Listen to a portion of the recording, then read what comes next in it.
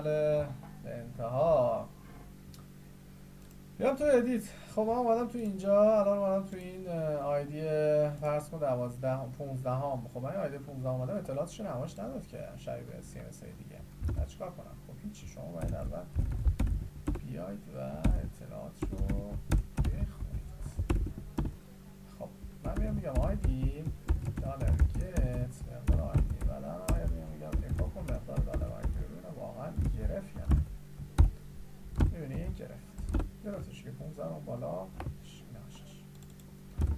خب میایم اینجا. حالا بعد اطلاعات رو در واقع اینکلود بکنیم دیگه. اینجا مقدار اینکلود وانس رو میزنیم و کانفیگ رو قرار میدیم و در نهایت میخوایم اینجا چیکار بکنیم. اینکلود رو که گذاشتیم مقدار چیکار بکنیم، یه متغیر درست کنیم نام داره کان و کانکت دی بی. اوکی بس شدش. خب حالا میخوام اطلاعات رو بکشم مربوط به این متغیر بیرون. MySQLi مقدار کوئری و مقدار دالر کان رو بهش پاس میدیم و برمیگردم میگم select star from slider. همه رو بکش بیرون. نه بر جایی که slider id مساوی هستش به دالر مساوی و به این راحتی و در نهایت آیتم مساوی هستش با MySQLi فیچ اساس. چون یه پارامتر راحت میتونیم اینجا دالر کوئری رو بهش پاس کنیم و برامون تبدیل بکنه و در نهایت بردام بگیریم دالر آیتم رو. یعنی واقعا درست انجام داده یا نه. میزنم اطلاعات کامل کشیده ببین اصلا شک نکن. خب دونه دونه اطلاعات رو میای توی این فرم قرارش میدید. تمام شد و رفت مثلا هر سالی میاد اینجا تکست دیگه پلیس هولدر نداریم، به جاش چی میذاریم؟ ولیو php echo دالر آیتم اسمش چیه؟ کپشن و این شکل کپی میام اینجا این ولیو رو کامپلیت کپی میگیرم چون مال بقیه هم احتمالا نخواهد میشه.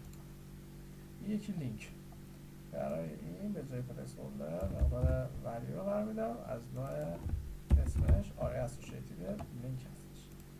این یکی میاد در واقع ایمیج هست و من ایمیج رو خب نمیتونم اینجا به این شکل نمایش کنم که img عکس بذارم اینجا بگم این رو بخوره بیرون گروپ ایمیجز و در نهایت بیام گروپ php echo دالر آیتم مثلا مقدار ایمیج و برگرده رو بیس 50 و هیت هم مقدار 50. خب به این شکل میام اینجا این رو هم جمعش میکنم میرم سراغ آخری که فعال هستش یا غیر فعال هستش. نمیخواد یه رفرش میکنم اطلاعات خون سیستم در واقع فور کپشن لینک اون اینه. خب لینک اون این سوتی داریم که راستش برداشته شده فرم کنترل